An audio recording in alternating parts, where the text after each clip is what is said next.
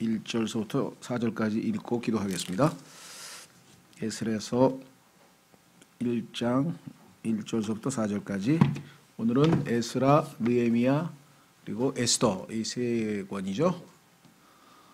그리고 나면 이제 우리가 시편서부터 시작해서 욥기서부터 시작해 가지고 이제 성경에서 시가서라고 되어 있는 5권의 책을 이렇게 한꺼번에 묶어서, 자, 오늘 구약성경 에스라서 1장 1절서부터 4절까지 보겠습니다. 이제 페르시아 왕 고레스의 제1년에 주께서 예레미야의 입으로 하신 주의 말씀을 이루시려고 페르시아 왕 고레스의 영을 움직이심에 그가 자기의 온 왕국에 두루 선포하고 또 그것을 글로도 기록하여 이르되, 페르시아 왕 고레스가 이같이 말하노라. 주 하늘의 하나님께서 땅의 모든 왕국을 내게 주시고 또 내게 명하사 유다에 있는 예루살렘에 자신을 위해 집을 건축하게 하셨나니 그분의 모든 백성 중에서 너희 가운데 거하는 자가 누구냐? 그의 하나님께서 그와 함께 계시기를 원하노니 그는 유다에 있는 예루살렘으로 올라가 주 이스라엘의 하나님의 집을 건축하라. 그분은 하나님이시요 그분의 집은 예루살렘에 있느니라. 남은 자가 누구든지 그가 머물던 모든 곳에서 그의 처소 사람들이 은과 금과 물건과 짐승으로 그를 도와주고 그 외에도 예루살렘에 있는 하나님의 집을 위하여 자원 헌물을 드릴지니라 하였더라. 기도하겠습니다. 하나님 아버지, 고맙고 감사합니다. 오늘도 주님 앞에 약정한 이 토요일 오후에 주님 앞에 나와서 하나님의 말씀, 특별히 구약성경 개론을 공부하고 있습니다. 하나님 아버지께서 주신 이 하나님의 말씀 하나하나가 하나님의 어떠한 손길을 통해 아버지 하나님 이 기록되고 또 우리에게 전수되고 이 말씀들을 통해 저희가 주님을 깊이 잘 배우고 또 주님을 알아갈 수 있도록 복 주신 것을 진심으로 고맙고 감사드립니다. 아버지 하나님께서 오늘도 저희에게 보내주신 진리의 영께서 우리를 모든 진리 가운데로 인도해 주시고 저희가 잘 깨닫고 또 믿고 또 순종함을 통해 합당한 열매로 하나님을 영화롭게 하고 지체들을 유익하게 하고 또 사람들에게 빛과 소금의 역할을 하는데 부족함이 없도록 오늘 말씀의 사역을 통해 주관해 주시기를 간절히 기도합니다. 심히 무지하고 무능하고 무기력할 뿐입니다. 오직 주님을 신뢰할 뿐이오니 주님께서 약속하신 대로 능하게 하시고 지혜와 명철을 더하여 주시고 주님의 영으로 충만하게 채워주셔서 이 하나님의 말씀의 사역을 통해 온전히 주님을 영화롭게 하고 또 존귀와 영광을 돌리고 우리 모두에겐 큰 유익이 되기를 원합니다. 이 집회를 아버지 손에 온전히 부탁드리옵고 모든 말씀을 우리 주 예수 그리스도 이름으로 기도하옵나이다. 아멘. 예, 오늘은 교재 1페이지에 에스라라는 제목이죠. 사람 이름인데요. 에스라라고 하는 이름은 하나님이 도우신다라는 뜻입니다. 사람의 이름마다 다 우리나라도 뜻이 있죠. 한문으로 된 이름에 보면은 그 한문에 담긴 이 의미가 있어서 그 의미가 이제 뭐 부모의 희망사항도 될 수도 있고 뭐 대부분 이제 그렇게 짓는데, 에스라도 역시 아마 부모가 지었겠지만 하나님이 도우신다라고 하는 이름 그대로 하나님께서 이스라엘 백성을 도우셨기 때문에 아마 섭리적으로 보이지 않는 손길 가운데 하나님께서 이러한 이름을 주신 것이 아닌가 이렇게 생각이 됩니다. 자, 그래서 에스라서는 이스라엘 백성이 지난번에 역대기 우리가 마무리 지면서 결국은 북왕국 이스라엘도 남왕국 유다도 100여 년 차이가 있었습니다만은 다 하나님께 심판을 받아서 멸망을 당했는데 그 중에서 유다, 그렇죠? 남왕국 유다와 베냐민 두 지파인데요. 그 유다 왕국은 이제 바벨론이라고 하는 곳으로 이제 포로로 끌려가서 70년 동안을 거기에서 이제 하나님께서 징계겠죠. 징계를 내리시고 70년이 끝나면 이제 다시 본토로 이제 돌아오도록, 그러니까 하나님께서 이제 그 70년의 기간은 하나님의 정하신 것이기 때문에 인위적으로 바꿀 수도 없고 중간에 뭐 독립운동 한다 그래가지고 빠져나올 수도 없고 하나님께서 징계를 허락하시면 그 징계는 받아야 되는 겁니다. 그런데 사실 예레미야는 하나님께서 내리신 징계는 우리가 받아야 된다, 그렇게 해서 순종하라고 그렇게 하나님으로부터 이제 이 책무를 받고 이스라엘 민족이 이제 저항하고 있었죠. 느부갓네살이 쳐들어오니까 외침을 받아서 저항하고 있을 때 순순히 느부갓네살 왕에게 순종하고 끌려가라. 포로로 잡혀가는 게 하나님의 뜻이다. 이렇게 말씀을 전했으니 얼마나 그 민족에게는 뭐 거의 뭐라고 해야 되나 매국노에 가깝게 취급을 받았겠죠. 때로는 그렇습니다. 우리가 생각할 때는 일제 36년도 그렇고 6.25도 그렇고 이런 역사적인 것들이 우리에게는 다 원치 않는 일이고 괴로운 일이나 하나님께서 무슨 이유가 있기 때문에 이제 허락을 하셨을 텐데요. 특히 6.25 사병 같은 경우는 6.25 같은 경우에는 그러니까 6.25가 없었더라면 북한에 있던 그리스도인들이 복음이 들어왔을 때 남한쪽은 미신도 심하고 그래가지고 이 복음이 잘 전파되지 않았습니다.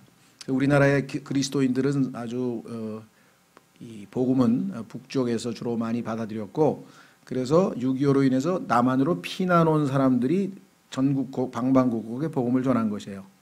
그러니까 사실은 북한 사람에게 우리는 굉장히 그 복음으로 치자면 빚을 많이 진 셈이고 그리고 그들이 또 아주 신앙이 좋을 수밖에 없었던 것은 믿을 구석이 없잖아요.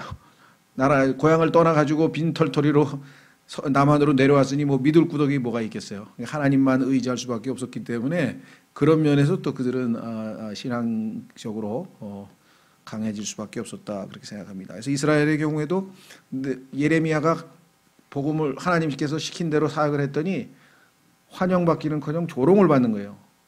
조롱을 받으면서 너 감히 어떻게 우리가 지금 애써서 이집트하고 동맹을 체결해가지고 느부갓네살에서 그을 저항해서 안 끌려가려고 지금 나라를 안 빼앗기려고 지금 노력하고 있는데 너는 나라를 빼앗기고 끌려가는 게 하나님의 뜻이라고? 너는 도대체 뭐야? 하면서 상당히 아마 오해를 샀을 텐데 느헤미야도 답답하죠. 하나님 내가 시키는 대로 했는데 왜 환영을 못 받고 이렇게 욕을 속된 말로 직사도록 쳐먹습니까? 이게 뭡니까? 내가 지금 하나님 일을 하는데 이게 뭡니까? 라고 항변을 했었었어. 어쩔 수가 없죠. 하나님께서 그렇게 때로는 악역을 맡기실 수도 있어요. 자기 인생에 있어서 또 국가적으로도 마찬가지. 자, 그래서 하나님께서 그렇게 해서 70년간의 포로 기간이 끝나자 하나님께서 그 당시에 바벨론이 망하고 페르시아라고 하는 나라가 이제 들어섰어요.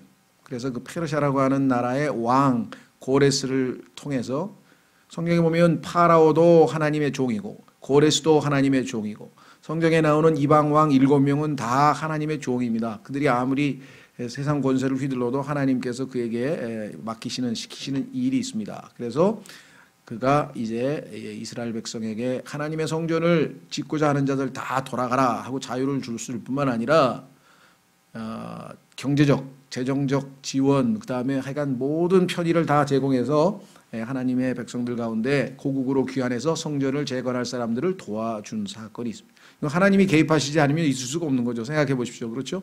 아니 점령군이 들어와 가지고선 자기 밑에 있는 수하를 다 돌려보내 가지고 자기 나라로 돌려보내서 거기서 성전 지으라고 하는 게 정말 쉽지 않은 일이었는데요. 자, 그래서 이 3단계에 걸쳐서 포로로 끌려갈 때도 3단계에 걸쳐서 포로로 끌려갔는데 돌아올 때도 3단계에 걸쳐서 돌아오게 됩니다. 그래서 1차 귀환은 수룹바벨이라고 하는 정치 지도자가, 2차 귀환은 에스라라고 하는 영적 제사장, 즉 소위 말하는 영적 지도자가, 그다음에 3차는 느헤미야라고 하는 정치 지도자에 의해서 3번에 걸쳐서 이제 돌아와서 성전, 그러니까 처음에는 제단, 그다음에 성전, 그다음에 성벽을 재건해서 하나님께서 이스라엘을 회복하시는 역사가 이 세 책에 기록되어 있습니다. 자, 우선 교재로 가시면 읽어갑니다. 유다는 3단계에 걸쳐 포로가 되었습니다. BC 605년 느부갓네살이 첫 번째로 침입하여 여호야킴 왕과 다니엘을 포함한 귀족들을 끌고 갔습니다. 뭐 중국의 원나라 그 몽골족도 우리나라에 뭐 많이 끌고 갔죠. 고려 왕족들. BC 597년 두 번째 침공이 있었고 이때 킴이 아니고 죄송합니다. 니은입니다. 니은. 그 프린트물이 미음으로 돼 있죠. 니은. 그 왕이 먼저 끌려간 왕은 미음이고 이번에는 니은이에요. 니은. 여호와킨, K-I-N, 킨. 왕과 에스겔과 모르드게의 조상들을 포함한 주요 인사들이 끌려가게 됩니다. 2차 포로. 3차는 BC 586년 마지막 침공 때, 이때 이제 예루살렘이 완전히 성전도 다 파괴돼 버리죠. 예루살렘은 파괴되고 맙니다. 이는 왜 이렇게 과격하게 아주 이 파괴가 심했느냐? 그것은 하나님의 뜻을 어기고 유다 왕이 저항을 했기 때문입니다. 이는 유다 왕 시드기야가 느부갓네살과의 동맹 서약을 깨뜨리고 70년 동안 하나님께서 가라 그랬으면 갔어야 되는데 대언자를 통해서 하신 말씀을 어기고 바벨론의 압제에서 벗어나고자 이집트와의 동맹을 맺었기 때문입니다. 성경에서 이집트는 세상을 상징하고 있는데 세상과 동맹 맺는다고 해서 일이 풀릴 리가 없겠죠. 바벨론은 예루살렘을 포위하고 끔찍한 사태가 일어났습니다. 결국 예루살렘은 약탈당했고 성전은 파괴되었으며 포로들이 끌려가게 되었습니다. 그렇죠. 그래서 솔로몬의 정말 성전, 그 휘황찬란한 세계 최고의 아주 이 건축물이라고 알려진 그 성전이 파괴가 되었습니다. 그리고 나중에 여러분 잘 아시는 헤롯이 성전을 47년인가요? 걸쳐서 이제 재건을 해가지고 예수님 당시에는 헤롯 성전이 서 있었습니다. 두 번째 성전이죠. 이것은 여기는 파괴됐고요. 그러니까 세 번째죠. 왜냐하면 돌아와서 지은 성전은 그런데 규모가 굉장히 작았어요. 자, 그 다음에 교재로 다시 돌아가시면, 자, 약속의 땅 가나안은 지난 490년 동안 70번에 걸쳐 지켜지지 않은 안식년으로 인해 손상당하는 것을 보상받게 됩니다. 사람들은 다 끌려갔지만 땅은 그동안에 남용되고 학대당했죠. 왜냐하면 하나님께서 이스라엘 백성에게 주신 땅은 하나님의 규례에 따르면 6년간 농사를 짓게 되어 있습니다. 그래서 6년간 농사를 지어서 부지런히 땅이 자기의 모든 영양분을 공급해서 식물들이 잘 자라서 이스라엘 백성들에게 양식을 공급을 했는데 이제 자기의 모든 걸 다 줘버렸으니까 이제 땅이 지력을 회복하려면 1년간 땅을 놀리도록 하나님께서 명하셨죠. 그걸 우리가 안식년이라고 합니다. 그러니까 6년간 농사를 짓고 7년째에는 땅을 놀리라. 초반에 지켰어요. 왜? 하나님 말씀이니까. 지금 출애굽 당시부터 하나님의 기적을 보고 이런 모든 것을 봤을 때 그 모든 하나님의 역사가 생생하고 그러니까 아직은 영적으로 이제 충만한 상태에서 잘 지켜 나가다가 어디에서부터 이제 삐끗했는가? 그것은 이스라엘이 믿음이 점점 식어지면서 두려움이 생겼습니다. 그것은 뭐냐면 전쟁을 할 때 하나님께서는 이스라엘은 눈에 보이는 왕이 없어요. 자, 가운데에 성막 있고 그 다음에 레위 지파가 그 성막을 둘러싸고 그 다음에 동서남북으로 세 지파씩 진영을 짜서 하나님께서 만든 십자가 대형의 진영으로 항상 이스라엘 백성은 행진하도록 그렇게 했는데 실제적으로 리더가 없잖아요. 그런데 다른 나라하고 전쟁을 할 때 보면 다른 나라는 항상 왕이 맨 앞에 나와서 진두지휘를 한대.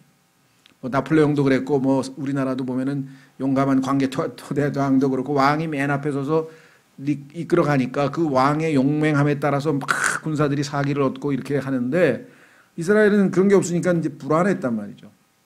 불안해할 리가 없죠. 왜? 보이지 않는 하나님이 출애굽 당시에도 당대 최고의 제국인 파라오의 제국을 다 무너뜨린 것을 봤고 그다음에 가나안 입성할 때도 봤고 도대체 지금까지 하나님께서 보여준 수없이 많은 역사를 봤고 여리고성 무너지는 것도 봤고 그렇게 경험을 한 사람들이 과거를 싹 잊어버리죠. 그래서 성경에 보면은 신앙에 있어서의 이렇게 우리가 타락했을 때 회복될 때는 첫 번째는 뭐냐면 기억하라예요.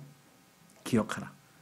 너 과거에 네가 어느 정도에서 하나님의 은혜가 임해서 구원받았는지 그걸 처음에 자신의 그 첫 번째 모습을 기억하는 거예요.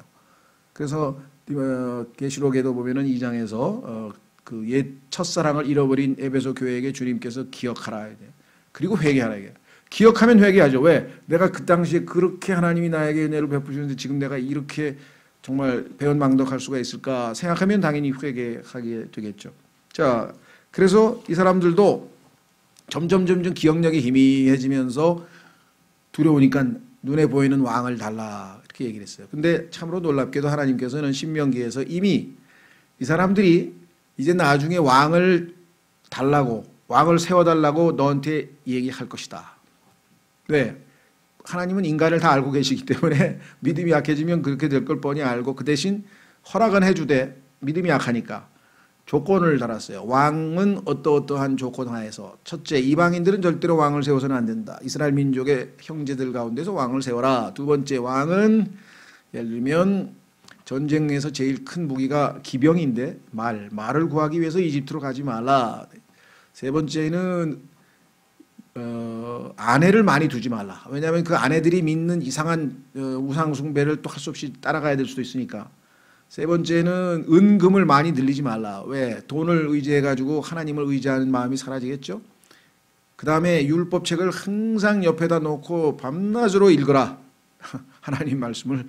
그렇게 해서 왕이 되는 조건을 그렇게 해놨는데, 그렇죠? 아이고, 뭐 나중 문제고. 나중에 솔로몬은 그걸 다 어겨서 이제 결국은 지금 포로로 잡혀가게 됐는데, 문제는 어디에 있으냐? 왕을 세우는 것은 하나님 뜻이 아니었습니다. 왜? 하나님이 눈에 보이지 않는 신정국가이기 때문에, 왕이시기 때문에. 그런데 그 하나님을 왕으로 지금 안 보이기 때문에 못 믿겠다고 하니까 그럼 왕을 죽이는 주되, 하나님께서 택하신 왕이 아닌 백성들이 원하는 왕, 그게 사울이었어요. 그래서 사울은 아시다시피 결정적인 실패를 보았죠. 그래서 하나님께서 택하신 왕 다윗을 주셨죠. 그렇죠? 네. 그런데 처음에 사울이 세워졌을 때 하나님께서 그 사무엘에게 백성들이 왕을 세워달라고 하면 경고를 하라. 이게 뭐냐? 왕을 세우면 왕이 궁궐도 만들 것이고 군대도 유지할 것이고 왕실 재정이 필요하면 결국은 너희가 세금을 더 내야 될 텐데 세금을 내게 되면 그거 어떻게 감당하려고 하냐 이게. 그렇죠?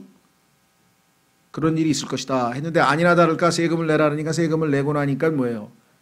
먹을 게 모자르더라 이거죠. 그래서 하나님께서 명하신 안식년째 6년째에 땅을 쉬게 해야 되는데 그 하나님의 법을 어기고 6년째에도 농사를 지은 것이에요. 그걸 무려 490년 동안 어겼어요. 그래서 땅은 70번을 놀질 못했어. 우리나라도 요즘에 뭐 그런 게 있는지 모르겠어. 하여간 하도 그 기업주들이 그 노동자들 그 휴가 안 줘가지고선 뭐 1년 내내 못 노는 사람들도 있다 뭐 그런 소리 들은 것 같은데 어쨌거나 뭐 비슷한 거예요. 그러니까 하나님은 분명히 땅에게 1년간 6년, 7년째는 쉬라 그랬는데 사람들이 땅을 놀리지 않고 490년을 계속해서 울거먹게 되어서 그렇죠. 하나님께서는 7년에 한 번씩 율법을 어기는 유대인들을 용서하신 것이죠. 그러니까 70번을 용서하신 것이죠. 그죠? 네, 그래서 무려 490년 동안 땅은 놀지를 못했고 하나님께서는 거기에 대해서 70년을 지금 놀게 해 주신 겁니다. 그게 지금 여기 안식년으로 인해 손상당한 것을 보상받게 된다는 의미입니다. 역사적으로 3번에 걸쳐 포로로 잡혀간 유대인들의 남은 자들은 포로 시대가 끝날 무렵 역시 3단계의 귀환을 하게 됩니다. 여기서 이제 에스라서가 시작이 되네요. 자, BC 538년 페르시아 왕 고레스는 유대인들에게 예루살렘으로 돌아가 성전을 재건할 수 있게 해주는 칙령을 발표합니다. 우리가 읽었습니다. 조금 전에 에스라서 1장에서 읽었던 게 바로 그 칙령 내용이었습니다. 자, 칙령을 발표하는데 이에 스룹바벨의 인도하에 소수의 무리가 귀환합니다. 유대인들이 거기 상당수 많이 있었는데 내가 지금 70년 동안 여기 이민 와가지고 이제 좀 자리 좀 잡고 애들 좀 교육도 시키고 야 이제 좀 먹고 살만한데 뭐 맨손으로 또 조국에 돌아가서 뭐 그 나라에 가서 뭐 맨 땅에 헤딩하라는 소리야 뭐야 뭐 이런 사람들이 또 많았겠죠. 반면에 정말 하나님께서 드디어 약속대로 아브라함의 약속대로 우리에게 이 땅을 다시 돌려주시는구나. 거기에 가서 성전을 재건하고 정말 뜨겁게 이제는 우상을 숭배하지 아니하고 정말 하나님께 바르게 신앙생활 한번 해야 되겠다. 하나님께서 약속을 지키셔서 신실하신 하나님께 감사합니다. 이러고선 귀환을 스룹바벨을 따라간 사람이 있었는데 문제는 항상 이런 사람들은 극소수다 이거죠. 여러분 생각 어떠십니까? 우리나라에 지금 860만 기독교인 가운데 개신교 그 중에서 킹제임스 성경을 믿는 사람이 몇 명 될 것 같아요? 8,600명 되려나? 860만 중에서 8,600명도 안 될 수도 있어요. 잘은 모르지만 어쨌거나 그렇게 이 좁은 길로 갈 수밖에 없는 거죠. 이때도 마찬가지. 다 간 게 아니라 고민해. 지금도 마찬가지입니다. 자, 하나님께서 이스라엘을 독립국가로 해서 지금 가야 되는데 이스라엘 가면 뭐예요? 팔레스타인 밤낮 폭탄 터지고 가자 지구 폭탄 터지고 지금 언제 전쟁이 날지 모르는데 내 편안하게 지금 미국서 영국서 아주 지금 돈 잘 벌고 있는데 유대인들이 가겠습니까? 안 가겠습니까? 안 가잖아요 지금. 1,400만 명이 아직도 안 가고 있어요. 지금 300명 가 300만 간 사람은 물론 어떤 조국의 어떤 신앙심이 좋아서 간 사람도 있고 거기 가면은 정착촌에서 집도 주고 다 준다니까 그냥 야 이제 굶어 줄게. 지금 딴 나라에서 거지 노릇하는 차라리 조국 가가지고 그래도 떳떳하게 살고 싶다. 뭐 이런 사람들이 왔을 거란 말이죠. 그러니까 지금 현재도 마찬가지. 지금 돌아온 사람들이 이렇게 많지가 않아요. 근데 성경에 따르면 나중에 적그리스도가 와서 엄청난 박해를 가하게 되면 전 세계의 반유대주의가 확 휘몰아치면서 그냥 각 나라에서 유대인 색출 운동이 일어나서 히틀러 때처럼 다 잡아가지고 그래서 그냥 다 뭐예요? 하나님께서 강제로 쫓겨나게 해서 이스라엘로 모이게 하고 그 이스라엘이 메시아를 기다리면서 우리를 도와달라고 기도하는 그 순간에 하나님 예수님께서 재림하시는 시나리오가 그렇게 되어 있어요. 극적인 드라마틱한 시나리오가 그렇게 되어 있어요. 자, 그러니까 여기 말씀드린 것처럼 소수입니다. 오늘날 우리가 소수라고 해서 이상할 게 하나도 없어요. 너무나 당연한 거예요. 오늘날 킹제임스 성경과 세대적 진리를 통해서 성경대로 해보자고 하는 사람들이 이렇게 많을 수는 당연히 없다는 거죠. BC 458년에는 에스라의 지도하에 두 번째 그룹이 귀환하게 되는데 이는 한 세대가 지난 후였습니다. BC 그러니까 처음에는 와서 제단만 세웠고요. 그 다음에 두 번째 와서 이제 드디어 성전을 하게 되는데 성경은 스룹바벨이라는 이름의 책은 없어요. 그러니까 에스라서의 1장서부터 6장까지가 스룹바벨에 대한 역사 기록이고 에스라는 7장서부터 10장까지만 이렇게 돼 있어요. 책 이름은 에스라로 돼 있지만 왜냐하면 에스라가 기록했기 때문에 에스라서라는 이름을 붙었겠죠. 자, 그래서 약 80년이 지난 직후에 드디어 이제 두 번째 그룹이 귀환합니다. 즉 BC 458년에는 에스라의 지도하에 두 번째 그룹이 귀환하게 되는데 이는 한 세대가 지난 후였습니다. BC 445년 페르시아 궁의 고위 관료였던 느헤미야가 예루살렘의 성벽을 재건할 수 있는 허락을 받아 귀환하게 됩니다. 하나님께서는 하나님의 일을 하실 때 단계별로 하시죠. 처음에는 소수의 무리가 와서 제단부터 쌓아서 이제 예배를 회복합니다. 그 다음에 두 번째 무리가 와서 이제 성전을 재건합니다. 그리고 와서 이제 성전에서 예배할 사람들이 성벽을 완성해서 도시 안에 들어와서 우리로 치면 사대문 안에 있는 그렇죠? 옛날에 보면 도성 안에서 이제 10분의 1이 들어와서 삽니다. 나머지는 성 밖에서 이제 농사를 짓고 살겠죠. 그래서 하나님께서 이스라엘 민족을 다시 회복시키시게 되는 장면이 나옵니다. 자, 그래서 주의 깊게 성경을 읽는 분들은 구약 역사에서 두 번에 걸친 탈출 운동을 목격한 것입니다. 탈출이라는 단어가 출애굽할 때 출이죠. 출애굽할 때 그게 탈출의 약자죠. 영어로는 엑소더스라고 하는데 첫 번째는 출애굽이죠. 이집트에서부터의 탈출. 두 번째는 바벨론에서부터의 탈출. 그래서 두 번에 걸친 탈출이 나오는. 첫 번째는 이집트로부터의 탈출이요. 두 번째는 바빌론으로부터의 탈출로 약 1000년의 기간을 두고 일어났습니다. 이 두 번의 망명과 귀환은 예언되어 있습니다. 하나님께서 그리 하시겠다. 하나님은 항상 미리 이야기를 해놓고 그것을 성취하는 그러한 방식으로 자신의 뜻을 성취하시죠. 남은 자들의 귀환을 다루는 책들, 그게 바로 에스라와 느헤미야죠. 살펴보기 전에 전체 계열을 한번 보자. 역사를 한번 살펴보자는 거죠. 이 기간 전체를 살펴보는 것이 도움이 될 것입니다. 고레스 대왕은 BC 539년 10월 29일 바벨론에 입성했습니다. 바벨론을 멸망시키고 드디어 입성을 했죠. 이제 나라가 바뀌었어요. 그는 유대인들에게 가나안으로 돌아가 성전을 재건하도록 독려했습니다.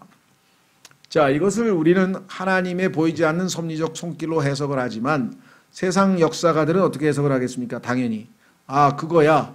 이 페르시아 제국은 지방 분권이라고 하는 새로운 정책을 썼기 때문에 중앙에다가 다 끌어다가 노예로 쓰는 것이 아니라 각각 총독을 포함해서 예를 들면 일부 인질, 예를 들면 뭐 유대인들 중에서 아주 최고 핵심 인질을 잡아두고 중앙정부에다가 자치권을 줘서 각각 자기 나라에 가서 열심히, 그래야 어떤 야 우리가 자치권이 있대. 옛날에는 그냥 농사만 지면 다 갖다 바치고 우리 그저 겨우 먹고 사는 정도였는데 지금은 조금만 열심히 하면 우리도 재산을 좀 모을 수 있고 할 수 있다더라.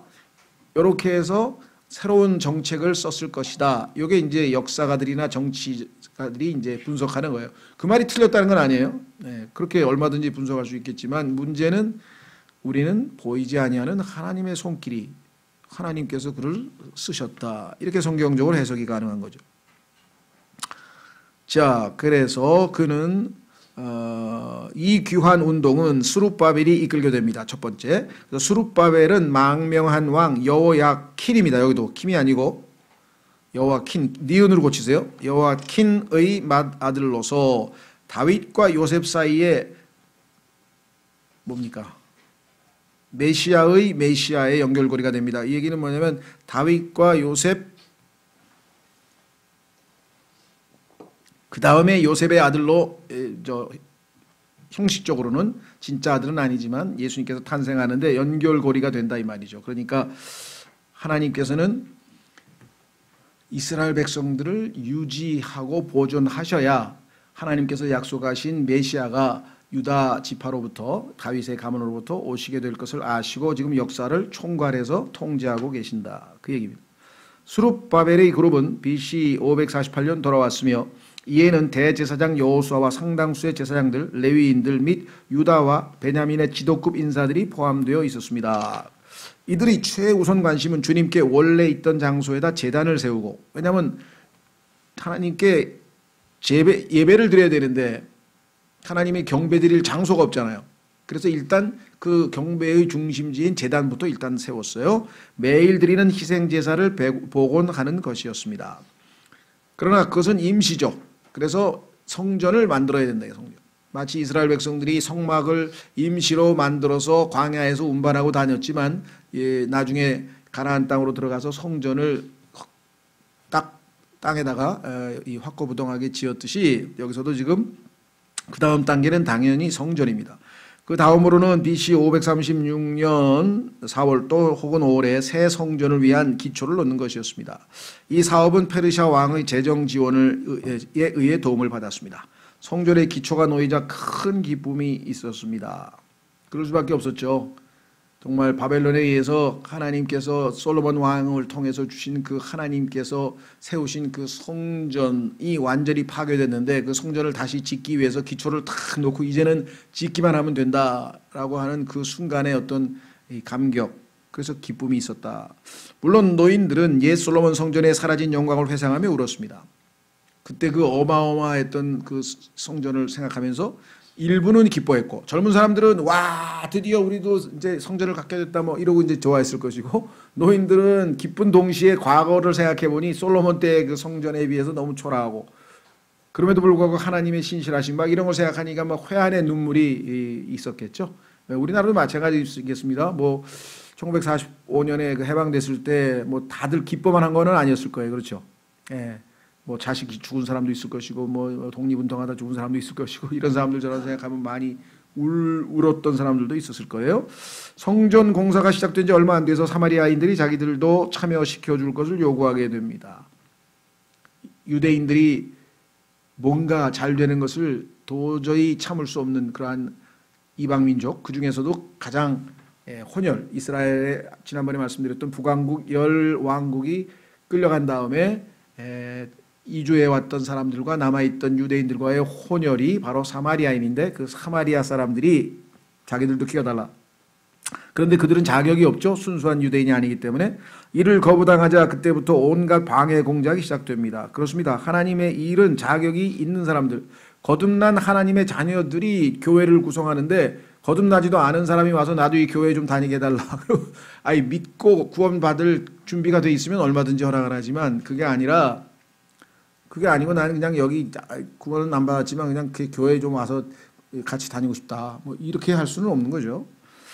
자, 사마리아인들은 아기를 품고 율법사들을 고용해, 요즘에 치면 변호사겠죠, 페르시아 조정에 고발을 하였고, 이에 고레스 및 캄비세스 및 스메로디스 치세 기간 동안 종사는 중산되고 맙니다.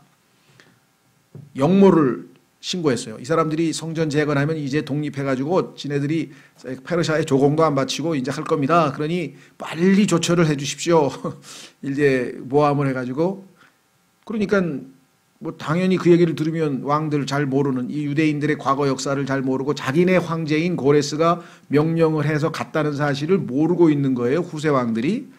자, 스룹바벨 역시 이 공사 중단에 대해 일말의 책임은 있는 것 같습니다. 무슨 소리냐? 왜냐하면 이 16년간의 공사 중단 기간 중 정착민들이 자신들의 집을 건축했던 것으로 보아 다른 어려움들도 마찬가지로 극복이 가능했을 것이기 때문입니다. 그 얘기는 뭐냐면 얼마든지 스룹바벨이라고 하는 지도자가 나서서 이것은 코레스가 명령 내려서 하는 것이라든가 이렇게 해서 뭔가 이 문제 해결을 위해서 조처를 취할 수도 있었는데 방해를 받고 페르시아 왕이 더 이상 확인될 때까지 중단하라고 명령을 내리니까 아무 조처도 안 했어요.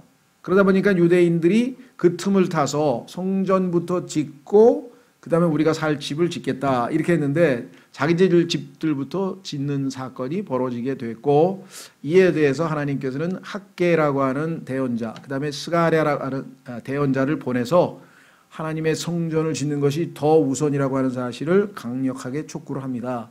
그래서 이들이 이제 회개를 하죠. 대언자의 그 하나님의 역사를 통해서. 그래서 여기 나옵니다.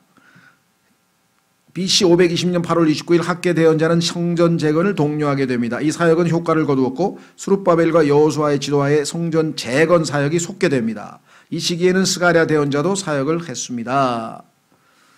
이에 페르시아 총독 다뜨네가 다리오 1세에게 편지를 써서 보냈고, 다리오는 국가 문서 기록을 살펴보면서 고레스의 칙령을 발견하고서 다뜨네에게 유대인들을 잘 도와주고 재정 지원을 지시합니다. 하나님께서 대언자들의 사역을 통해서 이스라엘 백성들이 회개하고 마음을 돌이키니까 왕의 마음을 움직여서 옛날 왕들의 그 역사 기록 좀 가져와 봐라. 그걸 딱 펴서 읽어보니까 이거 우리 초대 황제께서 명령 내려가지고 이 사람들이 가서 지금 하고 있는 거 아니야? 야, 그 사람들 도와줘라. 이거 황제 명령이야. 이렇게 된 거죠. 그러니까 이스라엘은 오히려 덕을 본 셈이죠. 사람들은 방해 공작을 폈는데 하나님께서는 오히려 합력해서 선을 이루어서 오히려 이것 때문에 더 지원을 받아서 성전 공사가 이루어지게 되는 것이죠. 여러분들도 아마 그럴 경우가 있어요. 누군가가 뭐 직장에서 상사가 그랬던 아이가 누군가가 여러분을 괴롭히려고 할 때 그때 하나님의 방식대로 기도하고 하나님께 의탁하면 오히려 역전이 돼서 더 일이 잘 풀리고, 그런 경우도 우리 신앙생활에서도 경험할 수 있는 그런 것이죠. 안타까운 것은 이 학개서에 보면은 소위 말하면 자기 집보다도 이제 성전 건축을 우선 해야 된다는 그런 말씀을 어디에다가 갖다가 남용했는가 또는 악용했는가.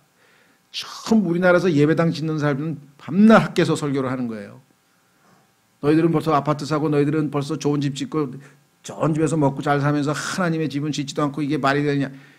구약은 하나님의 집이 건물입니다. 그러나 신약은 하나님의 집이 우리인데 무슨 우리를 갖다 짓고 말고 해. 그러니까 성경을 모르는 사람들은 먹혀 들어가죠. 야, 그렇다.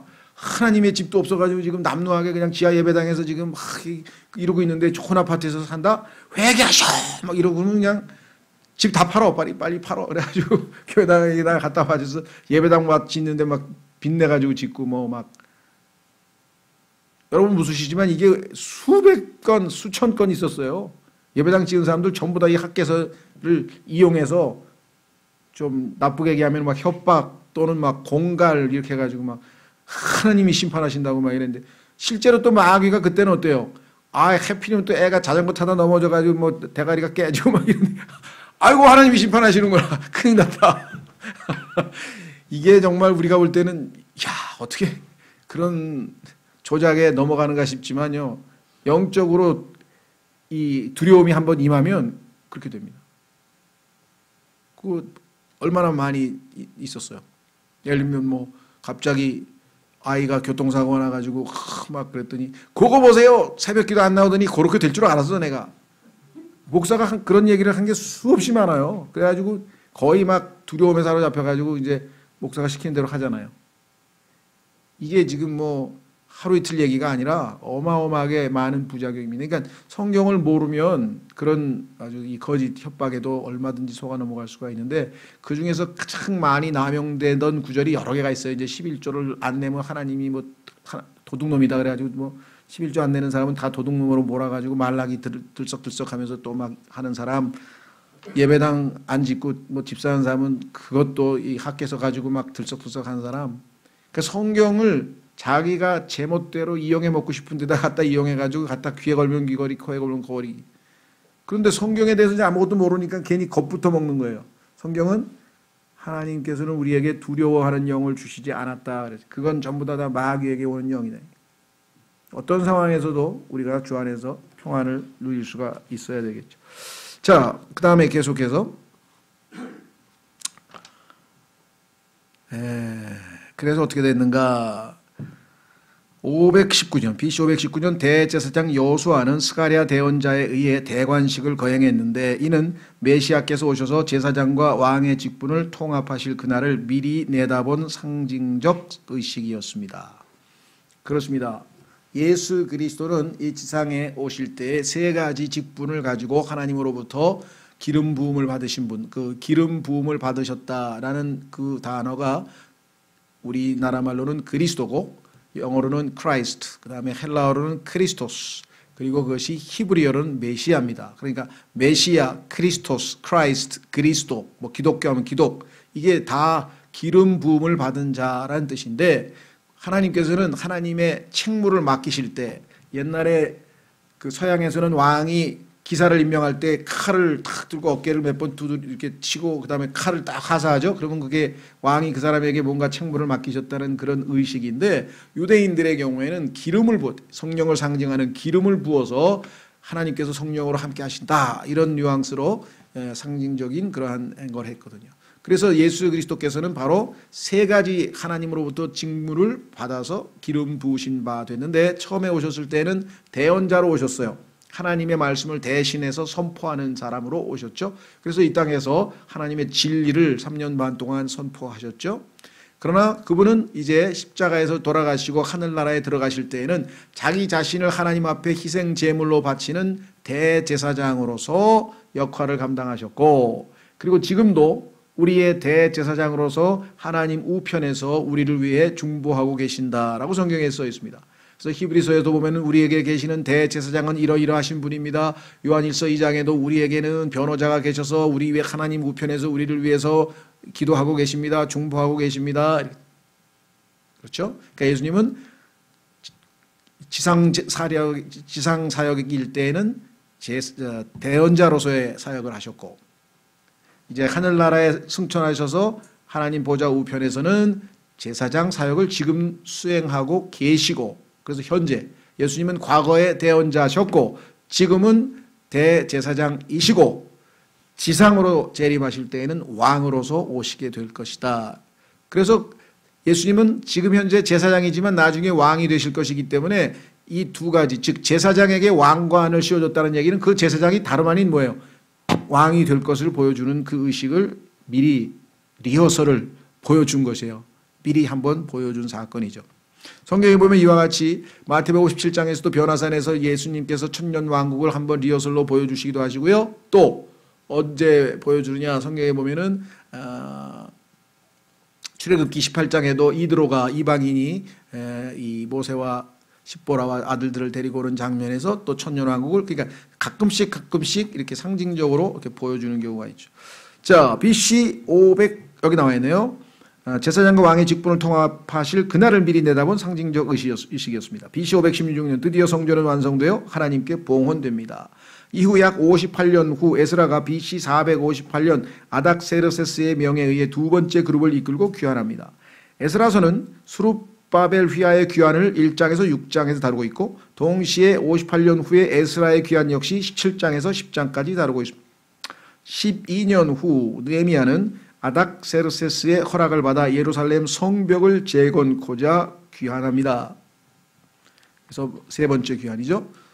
자, 이제 유다 왕국이죠. 유다 민족이 가나안으로 되돌아온 사건은 여러모로 중요합니다. 이는 하나님께서 아브라함에게 하신 자신의 약속을 잊지 않으셨음을 보여줍니다.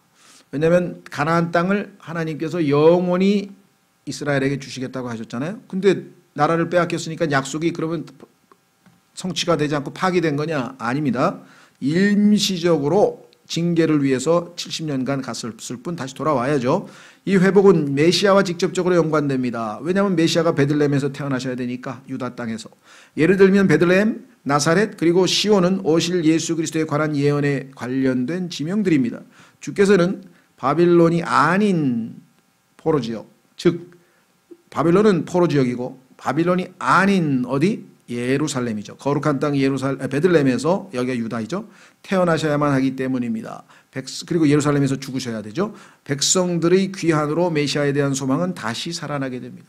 포로로 잡혀갔던 사람들은 야, 하나님께서 아브라함에게 하신 약속 끝났네 뭐 라고 생각했을지 모르지만 다시 회복되어서 돌아갈 때 하나님의 약속을 다시 상기하고 감사하고 했겠죠. 자, 그래서 에스라서 분석은 우리 지금 설명한 대로 첫 번째 성전벽의 재건이 1장에서 6장까지 있었고요. 그 다음에 두 번째 성전 예배의 회복, 이거는 에스라가 인도에 와서 이제는 본격적으로 이스라엘 민족이 신앙생활이 재개되는 것을 7장에서 10장에서 보게 됩니다. 여기에 주연은 당연히 에스라죠. 왜? 에스라는 제사장이고 서기관이기 때문에 성경을 가르칠 수 있잖아요. 성전 재건에서 단순히 형식적인 의식만 있는 게 아니라, 종교의식만 있는 게 아니라 성경을 가르치는 본격적인 영적 신앙생활이 시작이 된 것이 바로 7장에서 10장입니다. 자, 그래서 성전벽의 건축은 어떻게 되는가 한번 보겠습니다. 이 페이지의 맨 아래 성전벽의 건축. 스룹바벨은 다윗의 후손으로 왕족입니다. 이 당시에 귀환한 유일한 왕족이었습니다. 그는 남은 자들의 정치 지도자였고 대제사장 여호수아가 종교 지도자였습니다. 고레스 왕은 느부갓네살이 빼앗아온 성전 보물들을 되돌려줍니다. 탈취해왔던 성전 내 모든 그릇, 기명, 이 설비들도 다 돌려보내줬어요. 성전 재건하라고. 길고 위험한 귀환이 이루어져 고국에 왔으나 얼마 후 혼혈족들의, 사마리아 사람들이었죠. 산발랏 이런 사람들, 저항이 있게 됩니다. 첫 번째 과업은 제단이죠. 고치십시오. 제단을 세우는 것이었습니다. 이는 모든 부흥이 십자가를 상징하는 제단으로부터 시작되기 때문입니다. 그렇습니다. 우리의 영적 부흥도 마찬가지입니다. 결국은 십자가로부터 가서 주님과 함께 멍에를 지고 주님을 따르기 전에는 우리의 신앙생활이 재건되거나 부흥되는 일은 없습니다. 그리고 나서 성전의 기초가 놓였습니다. 그렇죠. 신앙의 기초는 십자가에서부터. 사마리아인들의 방해에도 불구하고 학계와 스가랴 대언자의 동료로 성전은 귀환 후 20년째 드디어 완성됩니다. 자, 에스라의 사역은 첫 번째 귀환과 두 번째 귀환 사이에는 80년간의 기간이 있었습니다. 그러니까 성전이 완성된 지 거의 60년이 되고 나서야 에스라의 귀환이 이루어진 것입니다. 60년간은 소위 말하면 예배는 있었지만 본격적으로 하나님의 말씀을 공부하고 가르치는 제사장이 없었잖아요. 이 서기관이 없었었죠. 자, 세상 역사로는 중요한 시기였지만 하나님의 성령께서는 이 60년에 대해 침묵하셨습니다. 그러니까 그나마 성전 재건 이후에 쭉 어느 정도 형식적이지만 그래도 하나님께 대한 예배 생활이 이루어졌다. 뭐 특별히 이렇게 특이할 만한 것을 하나님이 기록할 내용이 없었다는 거죠. 자, 두 번째 귀환의 지도자는 하나님께서 타이밍이 됐으니까 이때쯤 해서 영적 부흥이 필요하다, 이렇게 하나님께서 생각하시고 이제 두 번째 귀환을 명하십니다. 가론의 가문의 제사장인 에스라였습니다. 지난번에는 정치 지도자지만 이번에는 종교 지도자가 필요하다.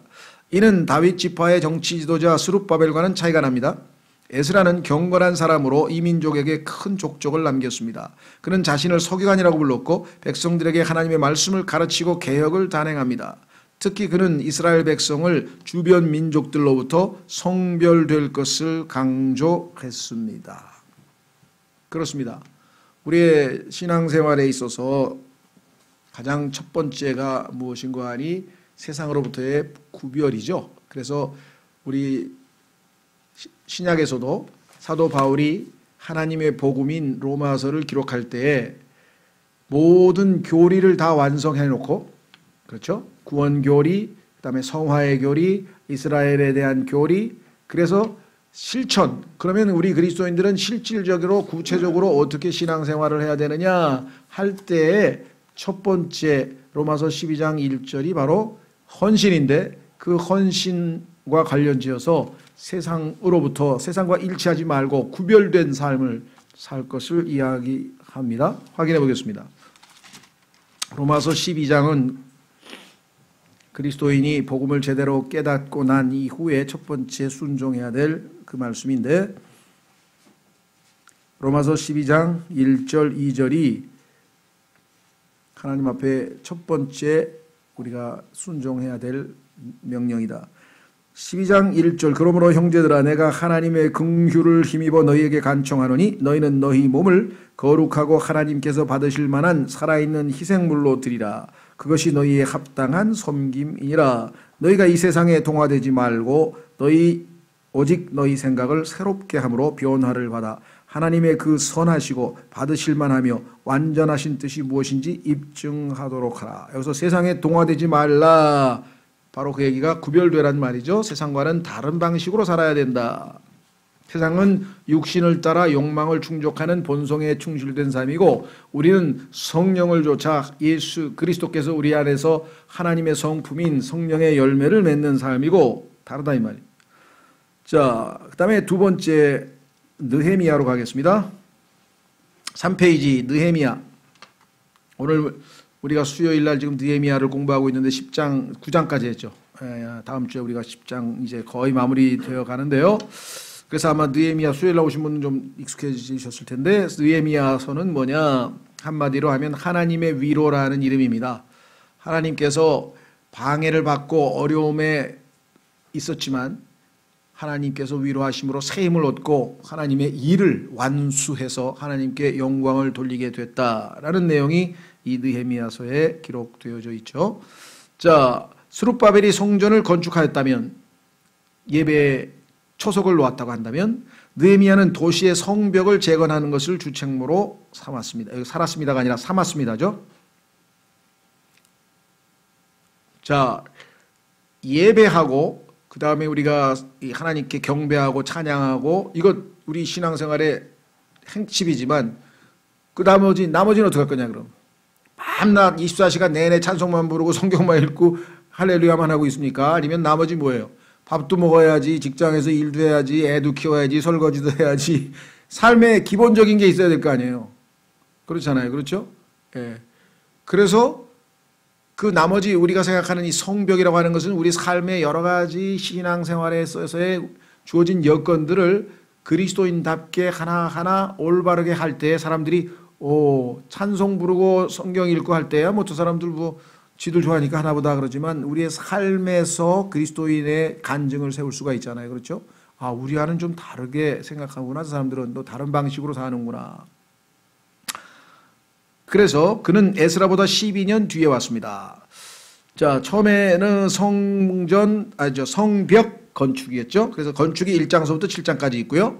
근데 그 건축할 때 방해도 받았고 하여간 온갖 일들이 있었어요. 그때 어떻게 이 모든 난관을 다 헤치고 하나님께서 맡기신 사업을 완수했느냐. 그러니까 정말 어떤 프로젝트를 하나 맡아서 하나님께서 맡기신 거를 정말 많은 난관에도 불구하고 깔끔하게 잘 해냈는데, 그래서 그리스도인들이 어떤 뭐 선교 사역이라든가 아니면 특별히 하나님께서 뭔가 맡기신 사역을 할 때 항상 이 느헤미야서를 많이 읽습니다. 아, 이렇게 어려울 때 느헤미야는 이렇게 극복하고 하나님이 이렇게 도와주셨다, 이렇게 되겠죠. 그래서 크리스천 워크, 하나님의 일, 하나님의 일에 관해서는 느헤미야서가 가장 우리에게 많은 교훈을 준다. 자, 완성된 성벽, 이제 봉헌이죠. 하나님께 바칩니다. 이제 실질적으로 신앙생활을 합니다. 그래서 봉헌이 8장에서 10절이고요. 잘 나가다가 다시 원점으로 돌아가서 느슨해질 때쯤 됐을 때 다시 이것을 확고히, 견고히, 그렇죠? 회개를 촉구하고 견고히, 단호하게 대처합니다. 여기서 느슨하게 조금의 이 누수 현상이 벌어지면 이제 물 다 새요. 이제 집 안에 물 다 넘쳐버리죠. 조금 셀 때 빨리 막아야죠. 그렇죠? 여러분들 아마 어렸을 때 그 동화 기억나세요? 저 화란에 있는 화란은 땅이 그 나라 이름이 아래 있는 나라라는 뜻이에요. 아래에 있는 나라. 그 네덜란드라고 하는 말이 네더가 낮은이란 뜻이고요. 랜드는 땅이잖아요. 낮은 땅. 뭐보다? 바다 수면보다. 그러니까 바다 수면보다 낮으니까 뚝을 쌓아가지고 막았잖아요. 바닷물을. 그런데 이 뚝이 무너지면 뭐 나라 다 물로 넘치는 거죠. 그렇죠? 예. 그런데 어느 날 보니까 물이 새는 거예요. 조그맣게. 그래서 이 아이가 그것을 손으로 조금 더 있다 보니까 그래서 팔뚝을 거기다 집어넣어가지고 끝까지 그 자기의 이 몸을 사리지 않고 그걸 막아내서 이 물이 뚝이 무너지는 것을 막았다. 그러니까 조금의 누수 현상이라도 벌어졌을 때 빨리 대처하지 않으면 그게 점점 커져서 나중에는 이 아이가 안 막았으면 밤새 넘쳐서 결국은 나라가 물바다가 됐을 것이다. 이런 얘기죠. 자, 그래서 단호하게 대처하는 모습이 나옵니다. 근데 우리가 볼 때는 엄청 과격해요. 읽어보시면 아시지만 뺨도 때리고요. 턱수염도 뽑아버리고요. 그러니까 또 어떤 목사는 그런 사람이 있어요. 이것들 본받아야 된다 그래가지고 성도들 막 뺨도 때리고 막 수염도 뽑아버리고 하여간 별의별 우리가 볼 땐 야 정말 그거는 그 시대에 하나님께서 정말 어떤 그 특수한 상황에서 벌어진 거잖아요. 예. 마찬가지예요. 성경에 보니까 초대교회는 말이 재산 다 팔아가지고 교회에다 갖다 바쳤다. 그거는 그 순간 그 시대의 특수한 상황에서 벌어진 일회성 사건이지 그게 신약 성경에서 너희 재산 다 팔아가지고 교회에다 바쳐라 그렇게 써 있습니까? 오히려 예수님께서도 아니 내 돈을 가지고 내가 마음대로 하는데 네가 무슨 상관이냐. 그렇잖아요. 하나님께서 우리에게 주신 돈은 우리가 마음껏 자기가 원하는 대로 써도 아무 문제 없어요. 그런데 그거를 가지고 마치 정말 이 자기 재산 다 팔아가지고 교회에다 안 바치면 뭐 신앙이 아주 잘못된 사람인 것처럼 막 몰아붙여가지고 이단일수록 다 갖다 바칩니다. 예. 저기 옛날에 그 하늘로 올라간다는 파가 무슨 파였어? 이장님 그 휴거파 다 갖다 바쳐요. 다 팔아가지고 다 갖다 바쳐. 정명석 파 뭐 다 갖다 바치. 통일교 다 갖다 바칩니다. 하여간 그 돈 갖다 바치라고 하는 그 교회일수록 전부 다 엉터리라는 거예요. 조심하셔야죠. 왜? 하나님께서 우리에게 각자가 다 뭐예요? 청직이 아니에요. 그럼 나에게 준 재산은 내가 잘 관리해서 가족을 위해서 쓰기도 하고 내가 먹고 싶은 거 먹기도 하고 옷도 사기도 하고 뭐 차도 사기도 하고 또 정말 하나님께서 주신 거니까 감사함으로 교회도 내고 왜? 교회는 예배당을 빌렸으니 월세도 들어가고 또 사역자모도 들어가고 뭐 이렇게 해서 약간 일정량 들어가는 돈이 있잖아요. 그러면 그거 당연히 나도 일조를 해야죠. 내가 세상에서도 무슨 회비라는 게 있어서 다 내는 거 아니에요. 그렇죠? 그리고 더더군다나 교회에서는 필요한 경우에는 구제헌금도 하고 또 정말 문서 선교 같은 거 할 때 책을 낼 때도 내기도 하고 자기가 능력이 되는 범위 내에서 하나님께서 자기에게 주시는 마음에 따라 자발적으로 그렇게 하도록 돼 있는 거지. 갖다 바칠수록 축복을 받는다고 막 그런 되지도 않는 엉터리 같은 얘기를 하는데 그게 먹히는 게 영적인 분야. 왜? 영적으로 너무나 사람들이 어리고 성경을 모르기 때문에 일어나는 일이죠. 그렇죠? 예. 그 성경에서 예수님께서 특별히 마지막 때, 지금 마지막 때라고 우리가 보통 얘기하는데요. 라오디게아 교회. 마지막 때일수록 사람들이 뭐예요? 속고 속이고 속고 속이느니라. 속는 거예요. 속아. 예. 그 조심하라 그랬죠.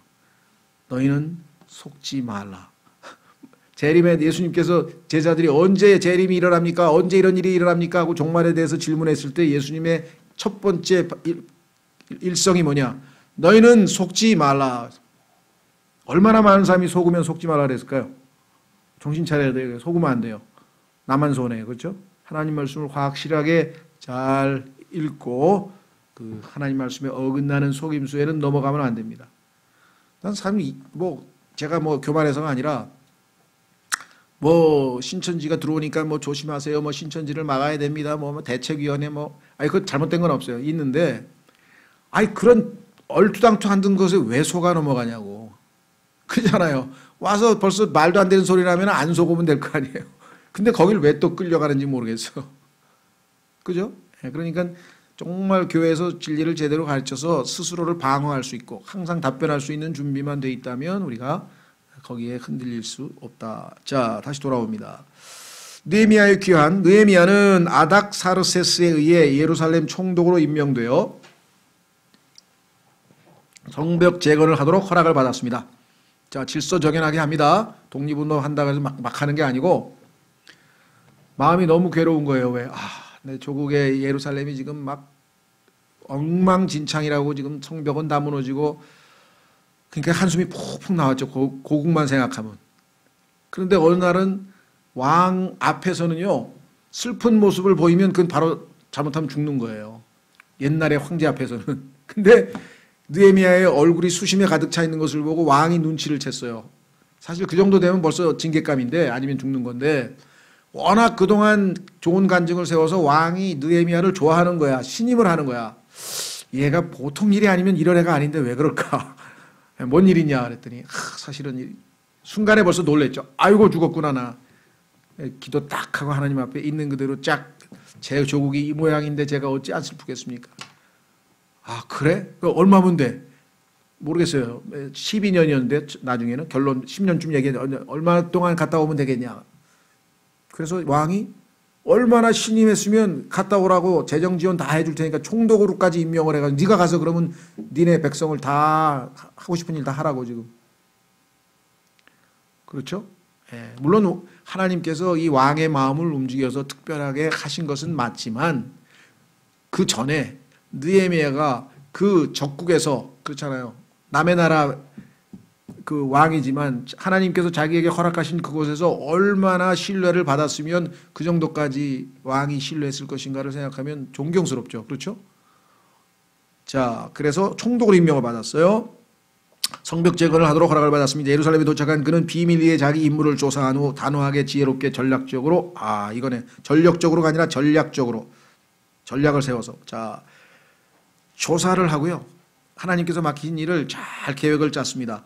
그래서 이게 또 반대하는 녀석들이 있을 텐데 그래서 은밀하게 진행을 하고요. 강력한 저항에도 불구하고 7주 만에 그 기념비적인 사업을 끝마치게 돼서 신속하게 완성해서 49일 만에. 우리는 느헤미야가 어떻게 조롱과 분노와 탐욕과 괴계를 물리쳤는지를 이 책에 서자 집어넣으시고 실감나게 읽게 됩니다. 지금 우리 공부하고 있는 중에 보면 정말 지혜롭게 일을 처리하죠. 자, 두 번째 고귀한 파트너라고 하는 것은 이제 함께 동역자란 말이죠. 에스라와 느헤미야는 성벽 공사가 끝난 후 백성을 하나님께 헌신시키고 확고히 하는 위대한 사역에 동역을 했습니다. 자, 이제 드디어 우리가 회개하고 하나님 앞에 새 출발하려고 하는데 우리 다 모여서 하나님께 예배를 드리자. 그래서 느헤미야 8장에서 이렇게 강대상을 만들어서 딱 위에 올라와서 성경 공부 선생님 이제 에스라를 초청해서 에스라가 이제 하나님 말씀을 선포할 때 옆에 레위인들을 다 배치해서 왜 사람이 엄청 많으니까 다 예를 들면 구역으로 뭐 100명 단위로 했는지 어떤지 쫙 해가지고 아침에 6시부터 12시까지 성경 읽고 12시 9시부터 12시까지 3시간은 또 기도하고 하여간 엄청나게 이런 그 영적 부흥이 일어나게 되는 건데요. 우선 예루살렘의 사람들을 이주시키는 문제가 놓여 있었습니다. 전체 주민의 10분의 1을 죄송합니다. 거기도 스펠링이 자꾸 틀리네요. 전체 주민의 10분의 1을 제비 뽑아 성 안에 거주토록 하였습니다. 그렇죠. 성전에 가깝게 있는 사람들을 뽑아서 우선 나머지는 바깥에서 이제 농사 지어야 되니까. 뒤이어 영적인 부흥이 따라 나옵니다. 사람들은 성경으로 돌아왔고 마음을 살피고 죄를 고백하며 하나님과의 언약을 새롭게 합니다. 이 언약 새롭게 하는 장면이 지난번 9장 우리 느헤미야 맨 끝부분에 나왔고 10장에서는 그 하나님과의 언약에 쌓인 서명자 명단을 다음 수요일날 우리가 보게 되는데 많아요. 전부 다 또 거기다 쫙 하나님 앞에 헌신하겠습니다. 약속을 지키겠습니다. 이거 다 사인했죠. 성벽의 봉헌은 느헤미야가 일시적으로 예루살렘을 비운 때에 이루어진 것으로 자 느헤미야가 왕에게 약속했잖아요. 일정 기간 다녀오겠습니다. 그래서 12년 만에 돌아가서 왕에게 다 보고를 했어요.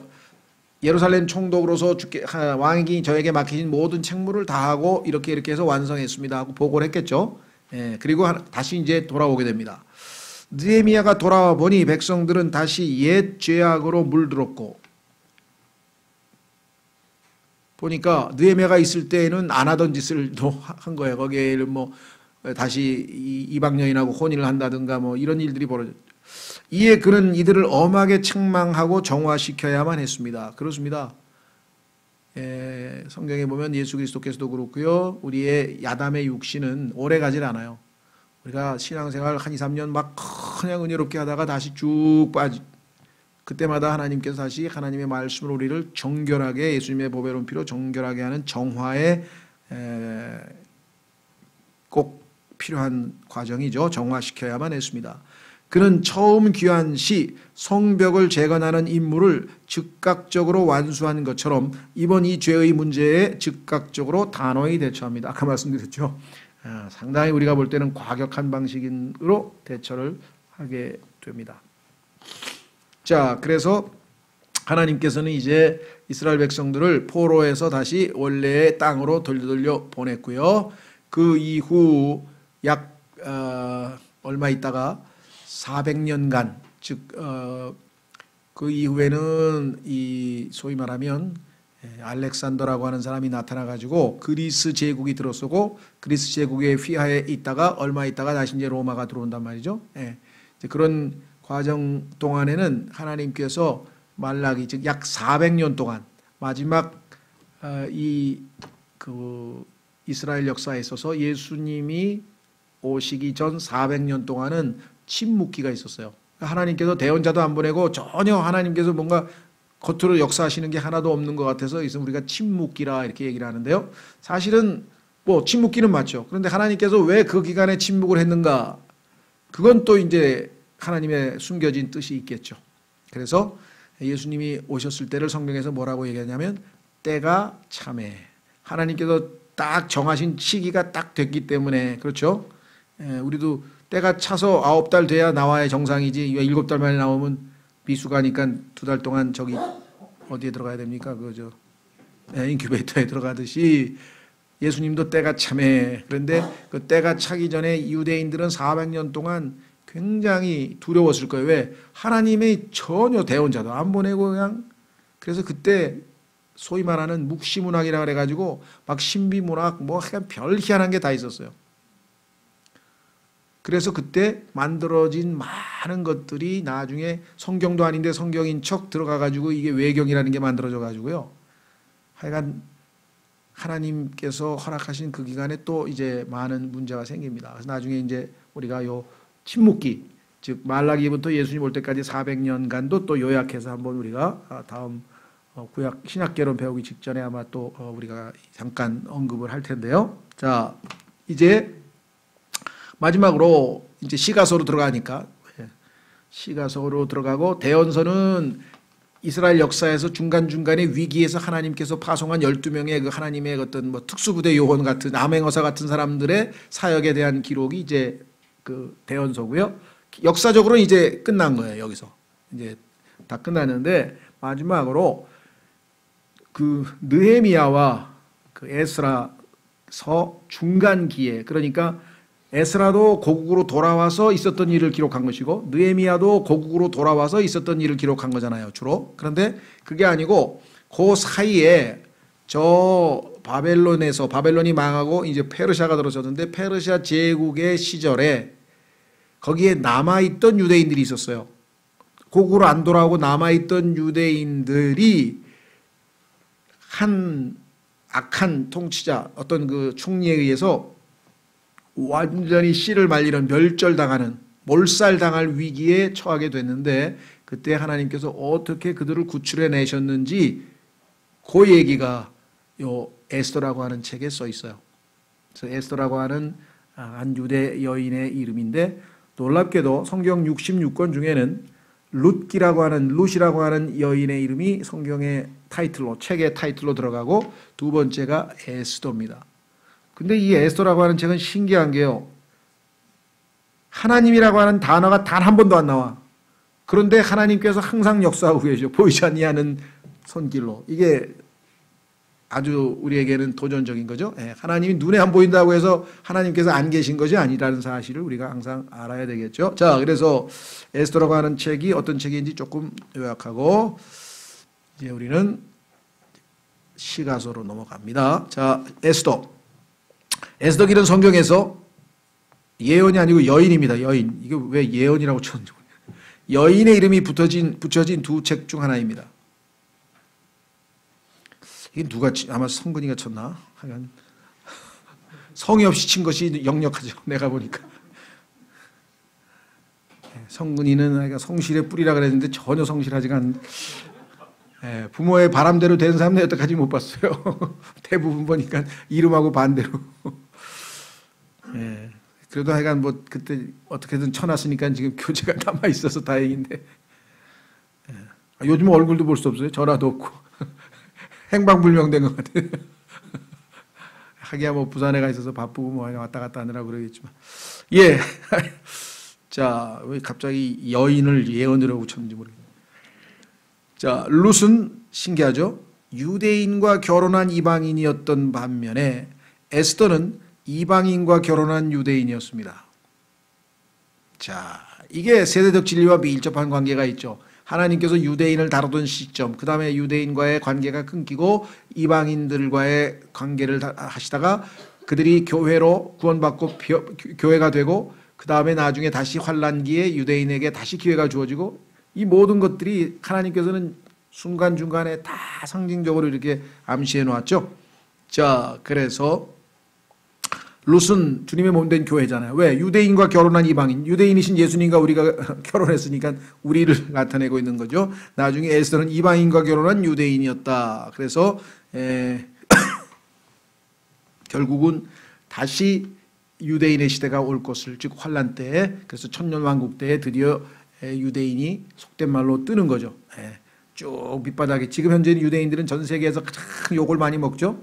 전 세계에서 유대인 거의 대부분 다 부정적으로, 지금 교회 시대의 그리스도인들은 아브라함을 축복하라 했으니까 우리는 유대인 편을 들지만 다른 세상 사람들은 전부 유대인들을 욕하잖아요. 저 잔인하게 막 무슨 아랍의 무슨 저 팔레스타인 아이들을 뭐 폭탄을 뭐 죽이고 막, 그러니까 그런 것만 언론이 자꾸 부각시켜서 지금 조작을 하는 거예요.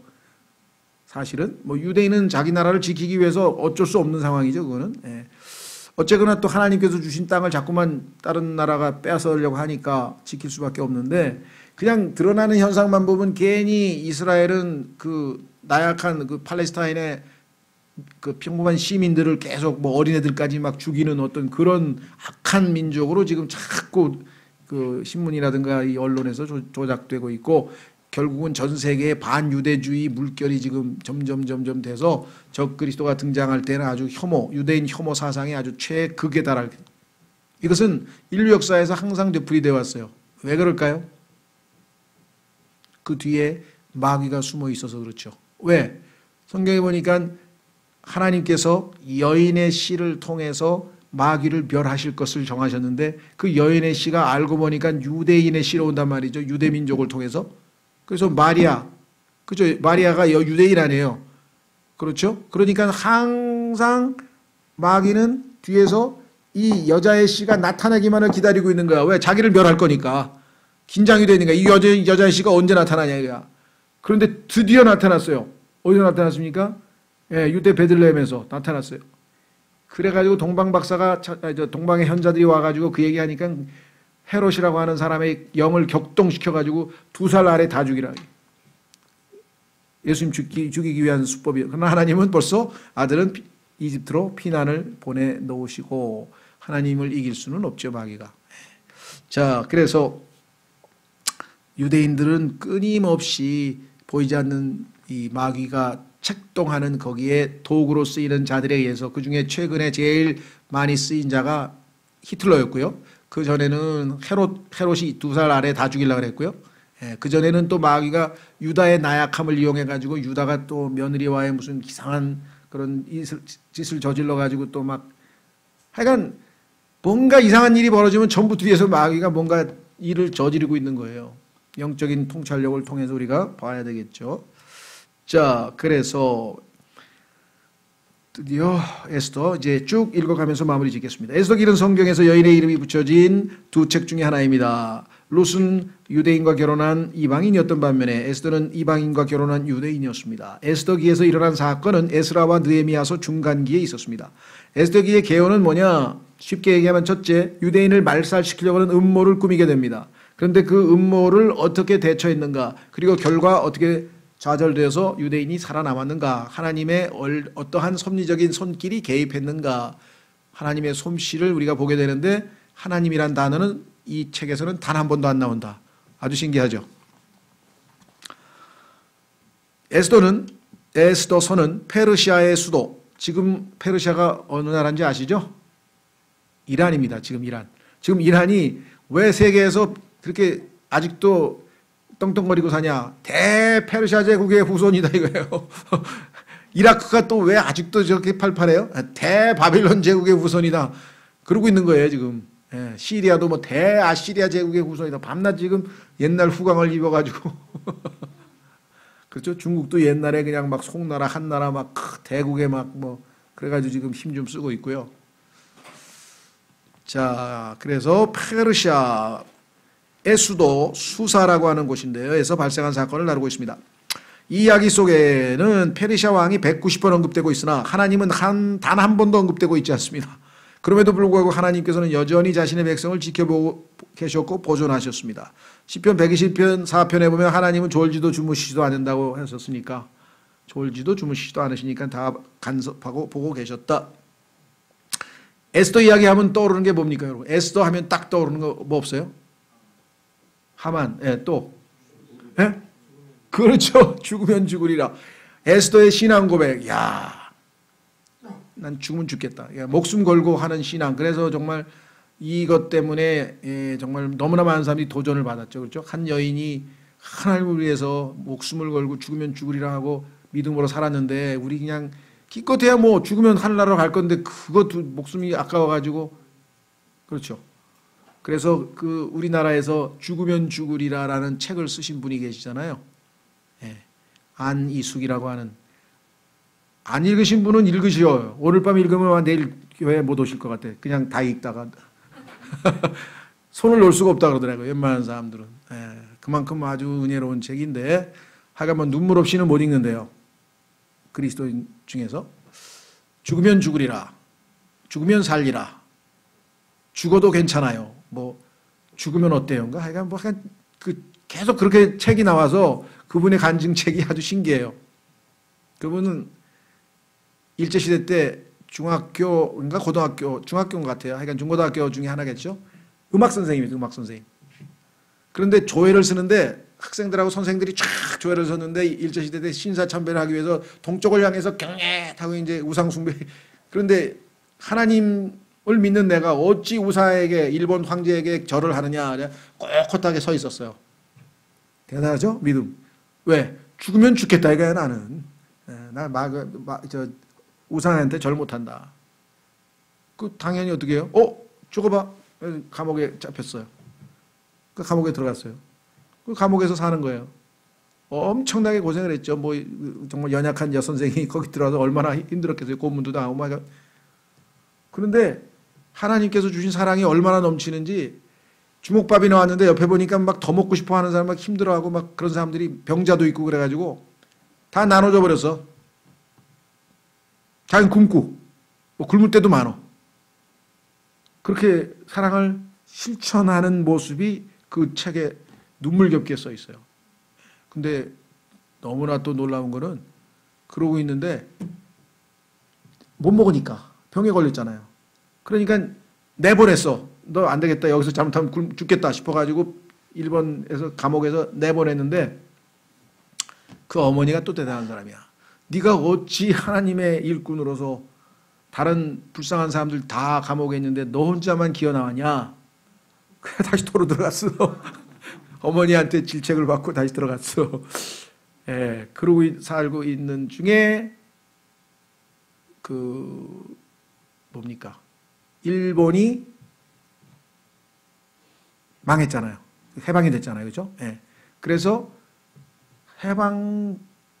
그러니까 사형 집행 일주일 전인가, 어떤 방식으로 기적과 같이 일단 해방이 돼서 풀려 나왔어. 그리고 그가 어떻게 해서 하여간 미국을 가게 됐어요. 근데 미국에 가서 뭐 공부하고 하여간 뭐 그러다가 거기서 그 한국 유학생을 하나 만났는데 김동명이라고 하는 분인데 공학 박사인데 그분하고 만나서 결혼을 했는데 그분은 또 공학 박사인데 목사가 됐어. 그래서 LA에 한인 교회를 하나 침례 교회를 세웠는데 그게 아주 상당히 건전한 교회 중에 하나인데 사모 목사 부인이 된 거예요. 그래서 그때부터 유학생들을 포함해서 한인 교포들에게 피눈물 나는 그 복음 전하는 이야기가 죽으면 살리라예요. 그러니까 감옥에서의 간증은 죽으면 죽으리라고. 죽으면 죽으려고 그랬는데 하나님이 살려놨어. 그래서 결과가 죽으면 살리라야. 그래서 거기에는 정말 그 교포들을 대하면서 복음 전하면서 하나님의 살아계신 간증이 아주 대단해요. 나중에는 마지막 책은 이름이 그럴 수도 있지요. 그럴 수도 있지. 완전 달관해. 하나님이 무슨 일이 벌어져도 그럴 수도 있지. 그 정도의 신앙으로 마지막을 장식해서 마지막 책 이름이 그럴 수도 있지. 근데 저는 하여간 서너 권이지 네다섯 권 읽었는데요. 어마어마하게 도전이 됩니다. 이게 살아있는 신앙이구나. 그분이 다른 면에서 위대한 게 아니라 실천하는 그런 신앙, 특히 사랑의 실천. 몇 가지 명언도 있어요. 사람은 신뢰의 대상이 아닙니다. 사랑의 대상이니 그냥 사랑해 주시고 신뢰의 대상은 오직 하나님뿐입니다. 이 삶에서 우러나는 신앙 얘기가 좀 빗나갔네. 하여간 예수도 죽으면 죽으리라 그 신앙. 예, 그거 정말 안 읽어보신 분들은 크게 도전되고 유익할 거예요. 정말. 자, 그래서 얼마 전에 한 10년 되셨나요? 우리나라에 와서 서울대학교 이런 데서 학생들 앞에서 간증도 하시고 그랬는데, 자, 읽어보겠습니다. 그 다음에 어디로 갔나요? 에스더 이야기. 자, 이야기니까 이미 읽은 사람들은 성경에서 나온 이야기를 요약한 거니까 그냥 쭉 읽어가면 이렇게 요약을 했구나 그래 아실 거예요. 어렵지 않습니다. 이 책은 히브리 역사 속에 발생한 위기를 다루고 있습니다. 아하수에로라고 하는 페르시아 왕은 독재자로 성격이 난폭하고 잔인하며 큰 업적을 이룬 자로서 이 왕의 치세 하에 유대인들은 하만이라는 궁정 대신의 음모에 빠져 멸절될 위기를 맞게 됩니다. 하만은 유대인 모르드게가 그가 지나갈 때 엎드려 절하지 않는다는 이유로 모르드게를 공개 처형하려고 계략을 세웠고 아예 광대한 페르시아 제국 전체에서 유대인을 깨끗이 숙청시켜버리려 했습니다. 그의 계획은 거의 성공할 뻔했습니다. 거의 성공할 뻔했습니다. 하나님 개입하셨는데요. 자, 우리는 어떻게 생각해요? 아니 국가 권위에 복종하라 그랬는데 왜 모르드게는 총리한테 절을 안 했지? 예. 그건 역사를 보면 이 모르드게가 절을 안 한 이유는 이 사람이 하만이라는 사람은 이스라엘의 원수이기 때문에 그렇습니다. 그것은 뭐냐? 이 사람은 아각이라고 하는 왕의 후손인데 이 아각은 성경에 보면 아말렉 족속이에요. 근데 출애굽기 보면 하나님께서 아말렉 족속은 씨를 말리라고 다 죽이라 그랬어요. 그래서 모세가 손을 들면 아말렉과의 전투에서 이기고 손이 내려오면 전투에서 지고 그래서 아말렉을 싹 제거하라고 명하셨는데 안타깝게도 사울이라고 하는 왕이 하나님의 명령을 어기고 아각이라고 하는 아말렉 왕을 살려줬어요. 그런데 그게 불씨가 돼서 결국은 그 아각의 후손인 하만이 이스라엘을 멸절시키는 계획을 대대로 원수야. 출애굽 때부터 이스라엘과 아말렉은 원수야. 성경에서 뭐라 했습니까? 육신은 하나님과 원수죠. 대대로 원수야. 우리 육신은 하나님과의 원수인 것처럼 아말렉은 육신이에요. 그래서 여기 보시면 당연히 거기다 절을 안 했죠. 예, 그랬는데 결국은 이제 멸절 위기까지 왔습니다. 하만의 반유대주의는 말씀드린 것처럼 마귀가 뒤에서 예수 그리스도가 유대인으로 오시기 때문에 노려보고 있는 거죠. 역사상 유례가 없는 엄청난 것이었습니다. 파라오가 유대인들의 이집트에서 노예로 있었을 때 이들을 없애려고 했었고 어떻게 했었습니까? 아들 나오면 다 물에다 던져버리라고 했었잖아요. 기억나시죠? 그것도 다 마귀가 꾸민 것이었죠. 이 왕 어디 갔어? 그 다음에 최근에는 히틀러가 유럽에서 같은 시도를 한 적이 있었습니다. 중간에 헤롯도 또 2살 아래 다 죽이라고 했고요. 그러나 하나님께서는 자신의 백성 유대인들을 통해 하시고자 하는 일이 있었습니다. 하나님께서 유대인을 창세기 12장 3절에서 부르셨잖아요. 하나님의 부르심에는 후회하심이 없다 그랬잖아요. 그러면 하나님께서 유대인을 통해서 하시고자 하는 그 일은 하나님의 증인으로서 역할을 해야 되잖아요. 그럼 천년 왕국 동안에 유대인들이 하나님의 증인으로서 이방 민족들에게 하나님을 알리는 그 책무를 수행해야 되기 때문에 하나님께서는 천년 왕국에 늠름하게 이스라엘 백성이 원래 뽑힌바된 부르심받은 선민으로서의 역할을 하도록 지금 고난을 통해서 훈련을 시키고 있으니 할 일이 있다면 아직도. 자, 사탄은 예수님의 탄생을 부여하기 위해 유대인들을 몰살하고자 했었으나 실패하였습니다. 야, 이때 몰살했으면 예수님이 태어날 수가 없었겠죠. 그렇죠? 그 후에도 유대인들에 대한 복수를 시도했었지만 유대민족을 없앨 수는 없었습니다. 유대인들은 세상 민족들의 속에 동화되지도 또한 멸절되지도 않은 채 꾸준히 명맥을 이어오고 있습니다. 전 세계 어디 가서도 어울리지 못하고 어디 가서도 항상 왕따 당하는 민족이 유대인인데 어떻게 아직도 여전히 멀쩡하게 살아있냐. 신기하죠. 벌써 사라져버렸어야 될 민족인데 하나님이 함께 하시는 거죠. 그 언젠가 이 민족은 하나님께서 계획하신 그 높은 지위에 오르게 될 것입니다. 하나님께서요, 예수 그리스도께서 천년왕국 때 다스릴 때 그 유대인들이 예수님을 보좌하는 역할을 합니다. 그렇죠? 네, 그래서 이 유대인들을 통해서 예수님께서 다스리게 되죠. 자, 그 구절은 하나 확인하고 넘어가 보겠습니다. 이사야서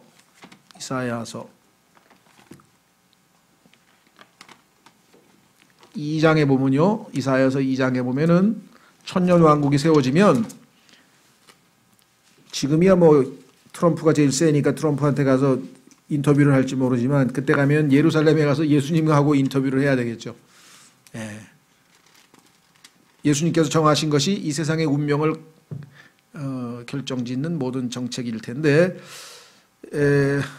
이사야서 2장 1절 아모스의 아들 이사야가 유다와 예루살렘에 관하여 본 말씀이라. 마지막 날들에 재림과 천년왕국이죠. 주의 집에 산이 산들의 꼭대기에 굳게 세워지며. 여러분 생각에는 아니 시온산이 뭐 우리나라 남산밖에 안 된 남산도 안 될 정도로 작은 산인데 히말라야가도 있고 그런데 어떻게 이렇게 될까요? 예, 여러분 잘 아시는 것처럼 마지막 종말 때에 뭐 지구가 뒤틀리고 뭐 온통 막 지진이 일어나고 막 지각이 변동하고 다 바뀌고 예루살렘도 지진이 일어나서 7,000명이 죽는다고 계시록에 써 있잖아요. 그러니까 그때 가면 지형이 지구가 달라요. 예루살렘에 있는 시온산이 제일 높은 산이야. 자, 그들의 산돌 꼭대기에 굳게 세워지며 작은 산들 위로 높여지리니 모든 민족들이 그곳으로 흘러들이라. 지금은 워싱턴 DC로 가는데 글로 안 가고 다 예루살렘으로 가서 예수님 말씀을 들어야 돼요. 많은 백성들이 가며 이르기를 너희는 오라 우리가 주의 산에 오르고 야곱의 하나님의 집에 이르자. 그분께서 자신의 길들을 우리에게 가르치실 터인지 우리가 그분의 행로들로 걸으리라 하리니. 이는 법이 지금은 워싱턴에서 나오는데 모든 결정이 법이 시온에서 나오며 주의 말씀이 예루살렘으로부터 나아갈 것이기 때문이라. 그렇죠? 예. 그래서 유대민족이 이제 높임을 받아서 하나님 앞에 쓰임받는 증인 국가가 되는 거예요. 하나님은 한번 말씀하시면 반드시 이루십니다. 그것이 천년왕국 때 이루어지는 거죠. 4페이지 맨 아래 패러그래프 에스더에서 하나님께서는 초자연적인 방식으로 개입하지 않으셨습니다. 오히려 자연적인 역사 뒤에서 상황을 컨트롤하고 계셨습니다. 왕들의 마음만 움직이면 되는 거예요. 뭐 기적 베푸실 일도 없어요. 하나님께서는 인간의 계획을 무력화시키기 위해 기적을 사용하실 필요가 없었습니다. 내용을 살펴봅시다. 에스더는 왕비가 됩니다. 하나님의 방식은 뭐냐? 에스더가 왕비가 됐어. 아니 페르시아 제국 예쁜 여자도 많은데 왜 하필이면 유대 여자가 왕비가 되겠어요? 누구 말만 하다나 그냥 왕의 눈에 콩깍지가 씌어가지고 딱 에스더를 보는 순간에 하나님께서 갑자기 그냥 필이 꽂히게 만들어가 저 여자 해가지고 너 왕비 보이지 않는 뭐가 있지 않고서야 이상하잖아요. 자기 나라 그 왕비들도 많을 텐데 여인들도 많을 텐데 유대인 여자가 왕비가 되도록 하나님이 정하셨다. 모르드게는 큰 공을 세웠으나 그 당시에는 그에 대해 보상받지 못했습니다. 아니 역모를 밝혀냈는데 엄청나게 1등 공신이어가지고 뭔가 보상을 받았어야 되는데 하나님께서 지금은 받을 필요 없고 나중에 왜 이 사람에게 보상을 안 했지? 해서 보상을 하도록 하나님이 또 뒤에다가 딱 미루어 놨어요. 왕은 에스더의 아름다움과 용기와 간청을 거절하지 못합니다. 자, 이때 동양의 군주는요, 동양의 황제는 얼마나 권력이 센지 그냥 왕이 오라고 해야지 들어와야 돼요. 왕의 궁궐에. 왕이 오란 소리도 없는데 들어오면 즉시로 죽어야 돼. 바로 죽는 거야. 딱 한 가지 예외. 왕이 가지고 있는 홀이 있어요. 홀. 지휘봉. 그거를 내밀면 들어오라는 뜻이야. 그러니까 웬만큼 왕에게 마음에 쏙 들지 않고는 그냥 다 죽는 거야. 궁궐에 함부로 못 들어와요. 왕이 불러야 들어와. 누구 오라 그러면 와야 돼. 안 불렀는데 들어오면 다 죽는데 에스더가 죽으면 죽으리라 이게. 죽을 수도 있지. 금호를 내밀지 않으면 죽는 거잖아요. 그렇지만 내가 그 이외에 할 일이 없다 이게. 내 목숨밖에는 하나님 앞에 바칠 게 없어서 우리 민족을 위해서 내가 죽으면 죽으리라 하고 딱 들어갔는데 하나님께서 뭐 마음을 그 여자만 보면 그냥 마음이 독해. 야 들어오라 그래야 돼. 아름다움과 용기와 간청을 거절하지 못합니다. 위기의 밤에 왕은 잠들 수가 없었습니다. 갑자기 잠이 안 오는 거야 왕이.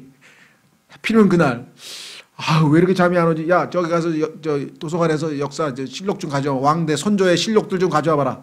우리 조상들 뭐 했는지 좀 보자 하고 쭉 읽어보는데 모르드게가 역모를 밝혀냈네. 야 이렇게 훌륭한 신학. 그래서 공적을 확인하게 됩니다.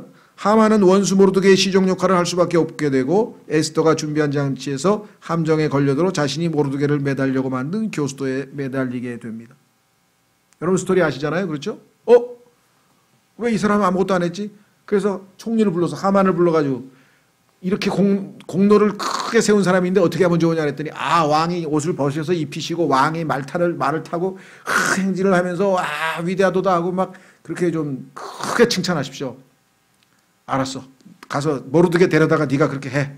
말 잡고 말 그래가지고 자기가 죽이려고 하는 말살시키려고 하는 유대인 자기에게 절 딱 한 명 안 했는데 그 모르드게가 할 수 없이 자기가 모르드게의 말에 시종이 돼가지고 말을 끌고 가서 사람들에게 그 사람 높임을 받게 했으니 이 정도 되면 하나님은 정말 유머러스 하신 분이죠. 그렇죠? 야 너는 지금 그렇게 하고 싶으냐? 내가 반대로 해줄게. 하나님 앞에서 마음을 곱게 쓰셔야 돼요. 하나님은 우리 마음을 다 보고 있다가 거기에 걸맞게 다 해주셔. 정말 대단하신 분이에요. 그러니까 정말 하나님은 정말 신뢰할 만한 분이고요. 자, 그래서 어떻게 해요?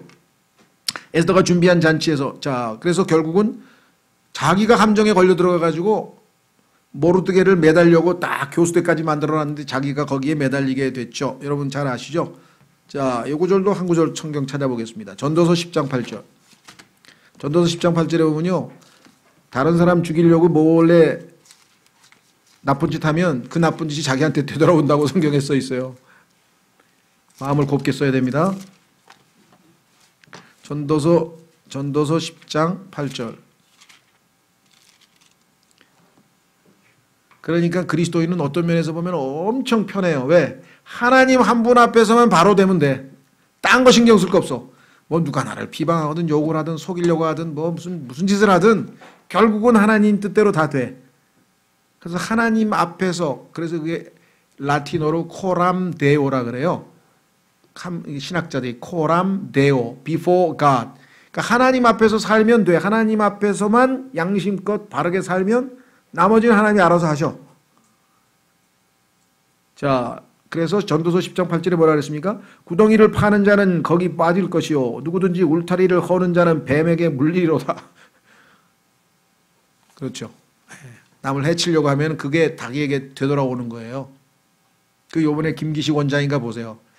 야, 그 사람 보니까 뭐 피감기관에서 돈을 받아서 출장을 갑니까? 그리고 뭐 호텔비를 내고 밥을 먹고 구경 다 하고 그런 비도덕적인 사람들을 갖다가 하면서 막 자기 국회의원 시절에 막 드립다 욕을 해댔어. 그게 방송에 다 나왔어. 알고 보니까 자기야 그게. 야, 그 방송에서 들으면서 가만히 들어보니까 지금 자기가 한 짓 그대로를 막 욕하는 소리가 나오더라고. 그런 사람이 어디 한둘인가요? 그냥 막 남을 막 드립다 하더니 나중에 알면 자기가 그 짓 다 했다. 예? 옛날에 그 누구예요? 그냥 국회의원 중에 청문회에서 그냥 누구를 막 너무 신랄하게 막 비판하더라고. 그 나중에 보니까 자기도 뇌물 먹어서 쇠고랑 차고 들어가더라고. 그래서 야 지나치게 의를 내세우면서 누구를 정죄하는 사람은 틀림없이 뭐가 나중에 보면 본인이 그런 일을 하는. 자, 그래서 결국은 마지막 마무리 짓겠습니다. 유대인들은 이 공경에서 벗어나게 됩니다.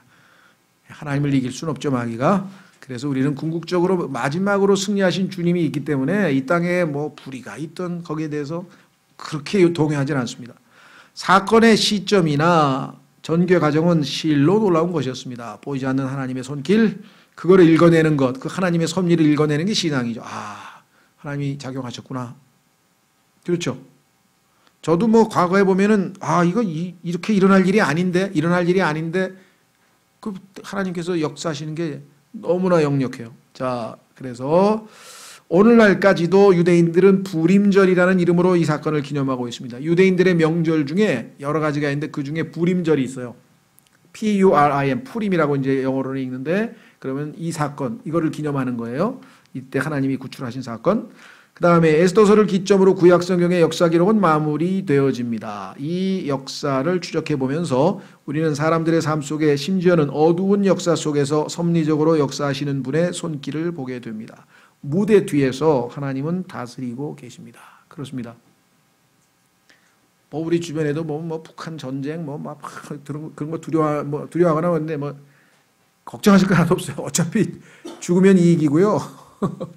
네, 그래서 우리가 해야 될 일은 전능하신 하나님을 신뢰하고 기도하는 겁니다. 아니, 하나님께서 그 소돔과 고모라에 의인 10명만 있으면 살려주겠다 그랬는데 여러분과 여기 있는 사람만 의롭게 하나님 앞에서 인정받으면 우리나라는 살아남는 거죠. 그래서 너무 우리가 민감할 필요는 없고, 그러나 깨어 기도는 해야죠. 당연히 무관심하라는 소리는 아니고 덤덤하게 살라는 얘기가 아니고 깨어 기도해야 되지만 무대 뒤에서 하나님께서 다스리고 계신다라는 것을 우리가 신뢰하자. 우리에게도 적용할 수 있는 좋은 아주 교훈인 것 같습니다. 예, 오늘 여기까지고요. 다음 시간에는 이제 5개, 여기 읽어보면 좋겠어요. 양은 많은데 욥기서부터 아가서까지 이 5개의 시가서를 핵심을 좀 요약을 해서 다음 시간에 하겠습니다. 예, 마치겠습니다.